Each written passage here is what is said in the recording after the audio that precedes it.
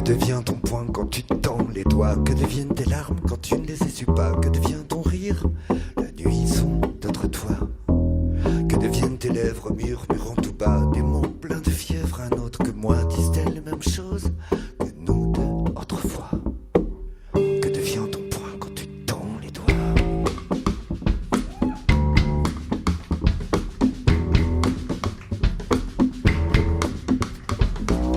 Que deviennent tes lèvres murmurant tout bas? Des mots pleins de fièvre, un autre que moi. Disent-elles les mêmes choses que nous deux autrefois? Que devient ton cœur quand il pense à moi? Vous êtes toujours sur FPP 106.3. Bonjour à tous et à toutes. Heureux de vous retrouver pour cette émission littéraire, mais néanmoins décontractée.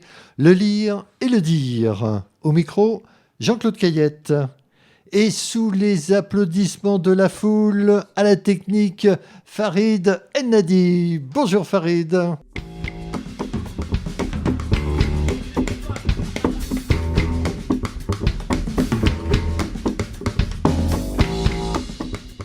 Aujourd'hui, notre invité est Nils Barrellon, que nous recevons en raison de la parution d'un livre, un polar, La lettre et le peigne, édité chez Gigal, une maison d'édition qui ne cesse de se faire une place au soleil de Marseille, bien entendu, puisque c'est une maison d'édition marseillaise. Bonjour Nils. Bonjour Jean-Claude.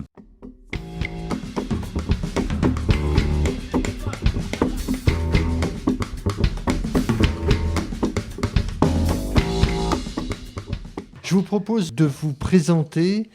Bien entendu, vous pouvez reprendre mes propos s'ils sont inexacts ou les compléter. Vous êtes prof de sciences physiques dans un lycée parisien. Oui, le lycée Rodin, dans le 13e. Alors, vos élèves ont entre 12 ans et 17 ans. Est-ce qu'ils lisent vos livres? Ah oui, ça leur arrive, oui. Je suis régulièrement interrompu, non pas dans mes cours, mais en début de cours, oui, parce qu'ils découvrent que j'ai écrit des romans. Oui, ils le lisent, oui. D'accord. Et que disent les parents que vous croisez en réunion, des parents d'élèves? Ça, j'ai pas encore eu de retour. Pour le moment, ça reste confidentiel. Ok. On va faire un petit tour des livres. Le jeu de l'assassin est votre premier roman, paru en 2014 chez City Édition. City Édition. C'est la première apparition de l'inspecteur Kuhn, que l'on retrouve dans un autre livre, c'est ça? C'est ça. Et dès ce premier livre, vous obtenez quelques prix? Alors en fait non, je ne les obtiens pas justement puisque j'ai échoué au prix du Quai des Orfèvres en 2013. On va dire finaliste. Voilà, on peut dire ça comme ça, d'accord. même si personne ne le sait à part moi, parce que le secrétaire m'a appelé pour me dire hélas Nils, c'est Daniel Thierry qui gagne cette année, mais votre roman était très bon, donc voilà, oui, si on veut. Quelques mots sur ce livre, comme ça. C'était le premier. Alors en fait, c'est une longue série avec le commissaire Kuhn que je présentais chaque année pour essayer de gagner le prix du Quai des Orfèvres. Et celui-ci est arrivé suffisamment haut pour qu'une maison d'édition soit intéressée par le manuscrit, les autres étant restés dans le tiroir. Mais peut-être qu'ils vont ressortir, vont retravailler. Et c'est tout à fait ce qui se passe, puisque le deuxième avait été écrit avant. Alors, il sort en mars 2015. La fille qui en savait trop. C'est une suite? Non, c'est pas une suite. Justement, alors c'est en fait, on pourrait appeler ça à l'américaine un préquel, parce que je l'avais écrit avant. Alors évidemment, je l'ai repris, mais il a été édité après. Mais j'ai gardé la chronologie, donc en fait, effectivement, cet épisode se passe avant le jeu de l'assassin. D'accord. Vous abandonnez cet inspecteur avec la position des tireurs couchés qui fait référence à un titre de Jean-Patrick Manchette. Voilà. La position du tireur couché. Voilà, exactement. Voilà, un petit clin d'œil à cet auteur que j'affectionne particulièrement. Quelques mots sur ce livre? Là, c'était vraiment une envie de faire découvrir pas tellement ce que j'écrivais moi, mais ce qu'écrivait Manchette, qui est un petit peu disparu des écrans radars depuis sa mort en 95, mais ça reste quand même une référence en polar. Et c'est vrai que moi, quand je l'ai découvert il y a peu, j'ai dévoré tout ce qu'il avait fait et j'ai eu envie d'écrire un petit peu à la façon d'eux. Et c'était un exercice de style, mais je me suis fait très plaisir avec ce roman, je l'aime beaucoup. Et puis alors, en septembre de cette année, un thriller historique, donc le livre dont on va parler aujourd'hui, La lettre et le peigne, chez Gigal. Est-ce que Gigal faisait partie de votre liste d'envie? Est-ce que vous aviez pris déjà contact ou c'était Non, j'avais ce manuscrit que j'ai envoyé à pas mal de maisons d'édition. Il est resté par exemple très longtemps chez XO Éditions, qui l'ont finalement refusé au bout d'un an, sans, comme d'habitude, me donner vraiment de raisons étayées. Nous sommes désolés, cela ne correspond pas. Mais il est resté très longtemps et chez d'autres aussi, chez Albin Michel, il était resté assez longtemps, puis il n'en voulait pas. Et puis Gigal m'a dit, allez, on y va, on signe, ça me plaît. Donc je connaissais de nom cette petite maison d'édition qui effectivement ne cesse de découvrir des talents dans le noir, et je suis assez content de faire partie de cette maison. Absolument. Alors vous disiez des 2 premiers livres que vous essayez de mêler roman noir, intrigue policière avec de l'humour à la manière d'un vieux San Antonio. Exactement. Ouais. Je suis un grand fan de San Antonio. J'en ai lu, je crois que j'ai lu tous ses romans. Mon grand-père les avait tous. Et c'est vrai que je voulais faire un petit peu ça. Je voulais un commissaire qui soit sympathique pour trancher un petit peu avec tous ces commissaires suédois, danois, norvégiens qu'on a en ce moment, qui sont tous tristes, qui ont des fêlures, qui sont alcooliques. Je voulais quelqu'un de normal, de sympathique. Voilà. Mais avec des enquêtes quand même qui sont sérieuses et documentées. Et pas drôles. Alors en parlant d'humour, je conseille aux auditeurs d'aller sur le site de Niels Kunt, alors du coup, où vous livrez un interview bidon, un peu bidonné, intitulé 3 questions en 3 minutes, et je trouve que la fin vraiment est totalement amusante. Ouais, voilà, c'était le but en fait, pas trop se prendre au sérieux quand même, parce que la littérature noire, c'est quand même une littérature, à mon sens, qui est là pour faire passer du bon temps. Ça reste du divertissement, même si on peut offrir du divertissement de qualité, ce que j'essaye de faire. Mais voilà, j'ai pas tellement envie de philosopher sur la littérature noire. Enfin, je m'en sens pas capable, en tout cas. Vous écrivez facilement, il me semble. Est-ce que vous allez tenir ce rythme de parution infernal ?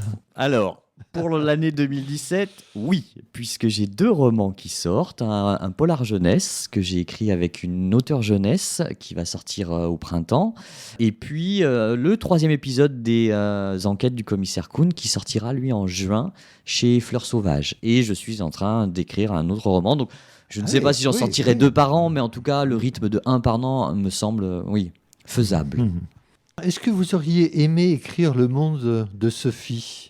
C'est un roman à la fois policier et où est décrite toute l'histoire de la philosophie. Je ne pense pas être capable d'écrire un tel livre. Peut-être aurais-je aimé l'écrire, mais en physique. En physique, pourquoi pas ? J'essaye de m'y atteler là, en ce moment. Là, peut-être sur le prochain, très modestement, je vais essayer de faire quelque chose qui y ressemble. Peut-être. D'accord, un professeur de physique qui... je sais pas, on ne sait pas.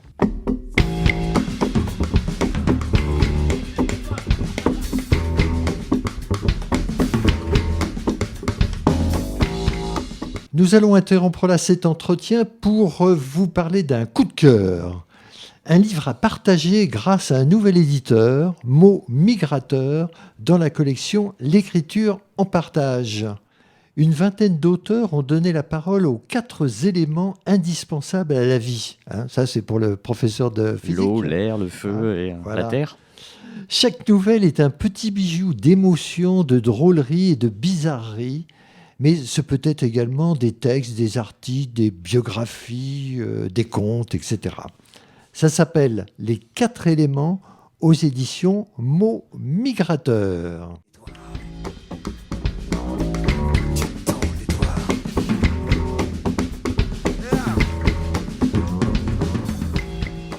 Vous êtes toujours sur FPP 106.3 où vous écoutez l'émission Littéraire, le lire et le dire. Aujourd'hui, nous recevons Niels Barrellon en raison de la parution de son nouveau livre « La lettre et le peigne » aux éditions Gigal.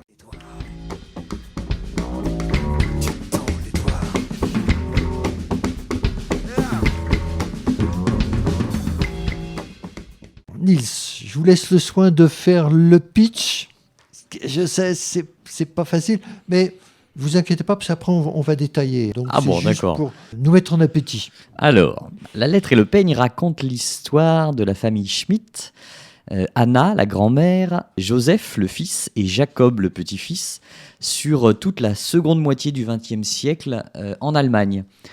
En fait, on va suivre le petit-fils qui, se sentant en danger, il est agressé à la sortie d'un pub à Hambourg. Non, il habite pas à Hambourg, je sais même plus où il habite, le brave. À la sortie d'un pub, Oui. il va se mettre à la recherche d'une lettre qu'aurait laissée sa grand-mère à son père, mais qui a disparu et qui expliquerait peut-être les mésaventures qui lui arrivent. Et donc, il va se mettre à la traquer, cette lettre, pour essayer de comprendre ce qui lui arrive. Voilà grossièrement le pitch de l'histoire. Le peigne, c'est un peigne qui est dérobé dans le musée d'histoire de Berlin. Alors, justement, indépendamment de ce que vous venez de raconter, donc, en 2012, le capitaine Hofer, qui est une femme. Oui, c'est ça. C'est ça, bon, d'accord. Enquête sur l'assassinat d'un gardien de musée d'histoire de Berlin. Le mobile du crime semble être le vol d'un peigne tristement célèbre. Alors pourquoi tristement célèbre? On le dit, vous le dites? Oh oui, son propriétaire était Adolf Hitler. Vous pouvez décrire le capitaine Hofer? Ouais, je la vois comme une petite femme bien dans ses baskets, peut-être pas bien dans son couple parce que son métier prend un petit peu le pas sur sa vie personnelle. 2 enfants, elle travaille à Wiesbaden dans le centre du Bundeskriminalamt, c'est-à-dire la police fédérale allemande, celle qui s'occupe de tous les crimes qui transcendent ou vont au-delà des frontières des Landes. Et donc, elle ne s'intéresse pas aux petits meurtres entre ivrognes ou à la bagarre de rue, mais à des choses qui concernent l'Allemagne dans son ensemble. Ce Jacob porte plainte et croise le capitaine Hofer, très intrigué par son histoire.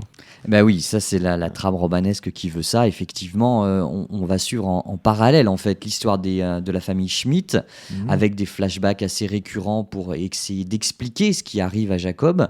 Et puis, en parallèle donc, cette enquête du capitaine Hofer sur la disparition de ce peigne, ayant appartenu au célèbre dictateur, tristement célèbre dictateur, et leurs 2 histoires vont se croiser. Et alors, il y en a une troisième, puisqu'on croise Bern Wagner, qui a une fille, Angelina, une fille unique, son bébé. Et puis alors, cette fille unique, ce bébé, il est fiancé à un molosse au QI incertain, c'est vous qui le dites dans le livre, un certain Gottfried. Et alors, est-ce que vous pouvez dire qui est ce Wagner? Wagner est le leader de l'Aurore Blanche, un parti qui ne s'affirme pas comme néo-nazi, mais qui l'est, qui prend de l'ampleur en Suisse. Et il a bien l'intention de porter son parti au pouvoir par ces temps où finalement le terreau est fertile à de telles idéologies. Bon, alors on comprend tout de suite que ce sont les méchants. C'est des très méchants. Voilà. Et puis Wagner, il travaille pour quelqu'un d'autre encore. Voilà. Voilà, ça, on ne va pas le dire.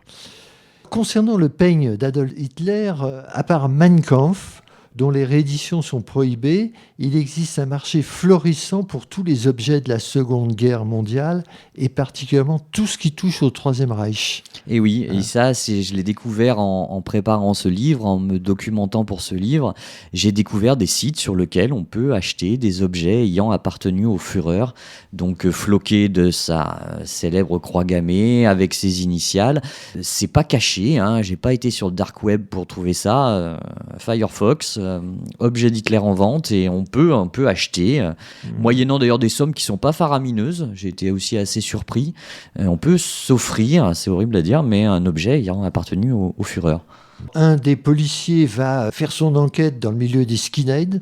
Vous dites que les skinheads prennent leur source en Angleterre. Ça, j'ignorais totalement. Oui. Les skinheads, en fait, c'était les jeunes travailleurs anglais, 50 post-guerre, qui travaillaient à l'usine. Donc, la théorie sur les crânes rasés, par exemple, sont multiples. Mais une de ces théories, c'était pour ne pas se faire attraper par les cheveux, par les bobbies, quand ils sortaient de pub un petit peu éméchés, parce que ces skinheads aimaient bien boire de la bière, écouter de la musique, du ska, dérivé du reggae. Et puis, s'ils pouvaient se bastonner un petit peu en sortant, c'était toujours sympa, quoi. Un manche de pioche, et puis on se fend la gueule, comme dit Renaud. Oui. Et donc, il se rasait les cheveux pour ne pas se faire attraper par les bobbies. Après, il y a d'autres thèses qui disent que c'est parce qu'ils travaillent en usine, donc pour pas coincer leurs cheveux dans les machines-outils. Voilà, c'est un petit peu flou, mais effectivement, ce mouvement prend naissance en Angleterre avec ce code vestimentaire pour se reconnaître. Les Rangers, les pantalons un petit peu plus courts, les gros blousons, les cheveux rasés. Et puis après, ça a dérivé en idéologie d'extrême droite, mais à la base, c'était même plutôt un mouvement de gauche, ouvrier. D'accord. Et maintenant, ils ont rajouté les piercings et les tatouages. Voilà, le décorum. Alors là, on voit bien que votre livre va se déployer dans 3 directions historiques. Quelles ont été vos sources de renseignements? Elles sont multiples, beaucoup de lectures, que ce soit des romans, des essais, des films aussi, pour essayer d'avoir un petit peu le contexte. Je pense par exemple à Allemagne année zéro de Fellini, qui m'a permis un petit peu d'imaginer ce que pouvait être Berlin juste après la capitulation, c'est-à-dire une ville complètement en ruine et dévastée. Alors, il faut dire que le premier chapitre est vraiment saisissant, très bien écrit, c'est absolument saisissant. La prise du Reichstag par les Russes qui déferlent sur Berlin pour être les premiers à planter leur drapeau en haut du Reichstag. Oui. Historique, contemporaine, dans les milieux, donc on vient d'en parler, dans les milieux néo-nazis. Hein. Et puis vous faites intervenir ces espèces de sociétés secrètes, des groupuscules dont on vient de parler également. Alors on sait qu'il y a beaucoup de nostalgiques du nazisme et sans doute les réfugiés vont servir, là on parle de maintenant, vont servir de bouc émissaire. Est-ce qu'il peut y avoir en réel et prêt à tuer des sociétés secrètes identiques aux groupuscules romanesques que vous mettez en page, vous? Eh bien, j'ai peur que oui. Alors après, je ne suis pas un spécialiste non plus de la théorie nazie et puis de nos jours, mais je sais que, par exemple, existait, il y a encore peu, une société qui s'appelait Odessa. Odessa était une société nazie secrète, à moitié secrète, qui s'était occupée de rapatrier plutôt d'expatrier les anciens dignitaires nazis à la fin de la guerre pour les dispatcher un petit peu partout en Amérique du Sud notamment. Cette société a existé. Elle vivait sur des fonds secrets qui avaient été sûrement détournés pendant la guerre lors des différents vols qu'ils avaient opérés dans les différents pays, mais cette société a existé, donc je me suis un petit peu basé là-dessus. Est-ce qu'il y en a qui existent encore? J'en doute, mais c'est pas complètement romanesque. Alors on va revenir à Heinrich Worms. Alors lui a eu le malheur d'être à l'Est et lorsque le mur a été construit, il va passer à l'Ouest. Voilà. Et il est en France depuis 1953. Là encore, l'histoire sert l'action. Exactement, voilà. Franchement, quand on s'y intéresse, c'est assez fascinant de se dire que du jour au lendemain, on peut appartenir à un autre pays, que le voisin que l'on croisait tous les jours en bas de la rue devient finalement l'habitant d'un autre pays, juste par le tracé d'un mur, et pour le coup un mur concret, qui a vraiment coupé des quartiers en deux, une ville en deux. C'est assez fascinant. Et donc Heinrich Schwarz refuse cet état de fait et va quitter l'Allemagne de l'Est pendant qu'il était encore temps, parce que ça ne s'est pas fait non plus du jour au lendemain. Bien sûr. Un autre protagoniste, c'est le commandant Valéry Flaubert. C'est un beau personnage avec un comportement d'autiste, c'est son lieutenant qui le dit. Et alors qu'il y a une particularité, c'est qu'il a une mémoire photographique qui fait la différence lorsqu'il enquête. On dit ça souvent de bons flics qui sont capables de repérer des détails, alors peut-être pas instantanément, mais qui après coup se rappellent d'un détail qu'ils ont aperçu dans une scène de crime ou dans un lieu qu'ils ont visité, et c'est un petit peu une qualité que j'ai attribuée au commandant Valéry Flaubert. Vous allez le garder celui-là, non? Et il est beau celui-là comme personnage. Il va revenir en juin. Il va revenir en juin. Je quitte l'intrigue parce qu'on ne peut pas en dire beaucoup plus. C'est un exercice qui vous a plu que d'écrire ce thriller historique? Ça m'a enchanté. Vraiment, c'est ce que je voulais faire.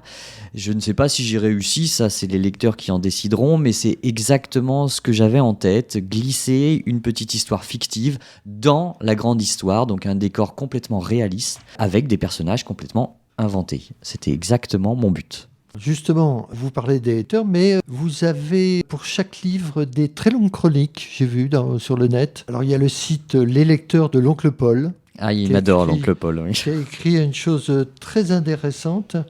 Et puis il y a un autre blog, de YV. Oui, moi non plus, je ne connais pas ce monsieur, mais Voilà. en tout cas, je l'aime beaucoup. Alors, qui dit : j'ai adoré cette histoire et la façon de la raconter, par petits chapitres revenant parfois sur un même événement, mais vu par un personnage différent et donc raconté différemment. J'ai aimé également ces allers-retours dans le passé qui expliquent la personnalité de chacun, qui permettent au lecteur de comprendre ce qu'est l'héritage des non-dits familiaux et comment ils influencent la vie. Plus globalement, l'enquête est passionnante et si l'on voit se profiler une théorie folle un peu avant la fin, celle-ci réserve quand même une belle surprise. J'ai trouvé que c'était une belle chronique. Et moi aussi. Ça continue. D'une manière générale, ce polar est une très belle surprise, vif, palpitant sans faire l'impasse sur la construction psychologique des personnages. Il se lit sans temps mort, avec avidité. Une très belle réussite, efficace et percutante. C'est bien, hein ? Ouais, c'est pas mal. C'est Oui. bien, c'est bien. Et puis une autre d'un site qui s'appelle le 404. Pareil, c'est des titres un peu bizarres. La lettre et le peigne débutent dans un paysage de désolation absolue en avril 1945, les rues de Berlin en ruine. Des êtres hagards errent pour tenter de survivre encore un peu. C'est des passages que je lis. Mhm. Les Russes sont là, ils sont partout. On leur a tant dit qu'ils étaient des sauvages sanguinaires que les rares rescapés du désastre sont tétanisés. Alors quand on dit « on », c'est les Allemands, bien sûr. Quand ce ne sont pas les SS qui vous expliquent que les ennemis sont des brutes, on comprend la terreur. Mais la vie d'Anna ne s'achèvera pas ici. La vie, comme toujours, se glisse entre les gravats. Ensuite, Niels Barrelon va swinguer entre les histoires d'Anna et de sa descendance. Il passe de la République démocratique d'Allemagne, des débuts de la Stasi et d'Allemagne d'aujourd'hui, où des spectres répugnants s'agitent encore. Jacob est un bon gars, simple, musicien, sans grande ambition, amant sans trop grande conviction. Jacob, c'est celui qui va vraiment, au milieu du livre, reprendre toute la narration du livre. On va le suivre jusqu'à la fin. On peut dire que c'est le héros, oui. Voilà, On peut dire c'est que c'est le héros. C'est vrai Mm. qu'on n'a pas beaucoup parlé, mais C'est lui qui fait le lien entre le passé et le présent. Voilà. Parce qu'il va à la recherche de cette lettre. Mais c'est normal dans un roman policier. Malheureusement, on ne peut pas trop en dire. Mère française, père est-allemand, il est le fruit direct de la guerre froide, de la fin de la Seconde Guerre mondiale. Outre son écriture vitaminée, ce thriller percute également parce que personne ne sait vraiment après quoi il court. Le lecteur le découvre en même temps que les protagonistes, sursautent aux déconvenues de Jacob et aux rebondissements qui fourmillent. Avant de terminer sur un final totalement incroyable, inouï, le culte du secret, aussi bien chez les poursuivants que chez les ascendants de Jacob, donne une course à l'aveugle, guidée seulement de quelques jalons plantés par sa grand-mère Anna. La lettre et le peigne, ce sont deux récits parallèles. Jacob, la proie, suit sa route, cherche cette damnée lettre sur laquelle il y a si peu de renseignements. Ses prédateurs chassent Jacob sans savoir après quoi il court. Chaque page est une découverte, un rebondissement, un piège. Le final termine le boulot et vous laisse pantois. Je trouve que c'est pas gentil, c'est tout à fait réel. Voilà. Voilà. Quelques questions en vrac. Quel est le livre qui a marqué votre vie ? Quelques-uns. Quelques-uns alors, parce que c'est vrai que je pense spontanément à deux bouquins qui m'ont vraiment marqué. Crime et Châtiment, de Fëdor Dostoïevski, dont j'adore toute l'œuvre, que j'ai lu intégralement et que j'ai bien envie de relire. Malheureusement, le temps n'est pas toujours facile à trouver pour lire de tels pavés, mais c'est tellement bon. Et puis, dans un genre complètement différent, American Psycho de Bret Easton Ellis. Là, c'est vraiment le style qui est pour moi un modèle. J'aimerais pouvoir arriver un jour, et peut-être le ferai-je, à écrire un livre avec ce style si particulier, ces phrases si courtes, si syncopées, ces héros désabusés qui errent dans cette Amérique un petit peu en décadence. Moi, ça me fascine. Puis l'autofiction également. Oui, c'est autofiction. Je pense qu'il y a une bonne part de biographie dans les livres de Bret Easton Ellis. Oui, non, mais c'est pour ça que j'appelle l'autofiction. Ah oui, d'accord. Ah oui, ok. Oui. Autofiction, oui, c'est vrai. Biographie, tout à fait. Et puis le troisième. Et le troisième, c'est un petit peu le livre qui m'a donné envie d'écrire La lettre et le peigne, ou tout du moins de me focaliser sur ce procédé de personnages fictifs dans un décor historique réel, c'est Les Bienveillantes de Jonathan Voilà. Little, que j'ai découvert au moment où il a eu le prix Goncourt. C'était peut-être le prix Goncourt des lycéens, je sais pas si c'était le prix Goncourt. Je sais Goncourt. En tout cas, c'est vraiment pour moi un livre écœurant. Écœurant, ça c'est un, Oui, c'est un oui, mot, moi, c'est le bon mot, mais j'ai pas tout lu. fantastique, Oui, fantastique. c'est vrai. Quel est le livre que vous voudriez que tout le monde ait lu? Alors, en fait, c'est un livre.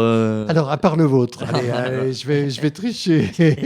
C'est un livre que je conseille à tout le monde, même si je ne sais pas si tout le monde l'appréciera comme je l'ai apprécié. C'est le grand roman de la physique quantique de Manjit Kumar, qui raconte la naissance de la mécanique quantique au début du fin 19e, début 20e siècle, avec un bouillonnement intellectuel extraordinaire qui va mettre à plat toute la physique jusqu'alors utilisée, c'est-à-dire la mécanique newtonienne, pour créer cette mécanique quantique qui, depuis, n'a cessé d'être corroborée par les expériences.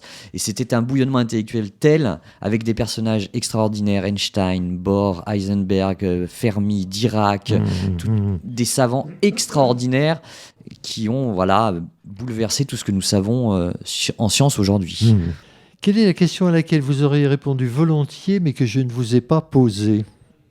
Mais j'avais choisi, parce que vous m'aviez un petit peu prévenu, une question de Miossec, Christophe, un chanteur que j'apprécie beaucoup, qui dans une de ses chansons dit que devient ton poing quand tu tends les doigts.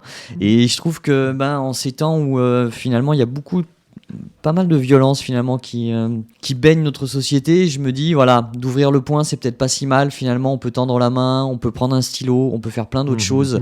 Pourquoi finalement se crisper pour avoir cet objet, ce poing là qui résout pas grand chose à mon avis. Et je vous invite à écouter cette chanson qui est très bonne. L'émission se termine malheureusement. Déjà. Nous recevions Neil Barillon en raison de la parution de La Lettre et le Peigne, édité chez Gigal. Merci Nils. Merci Jean-Claude. Merci Farid. Si vous voulez nous faire part de vos impressions, laissez des commentaires, vous pouvez nous joindre à ce mail jc.caillette@nous.fr. Je vous rappelle que vous pouvez nous écouter, nous réécouter le mardi de 9h30 à 10h. C'était JCC pour FPP. Au revoir. Quand tu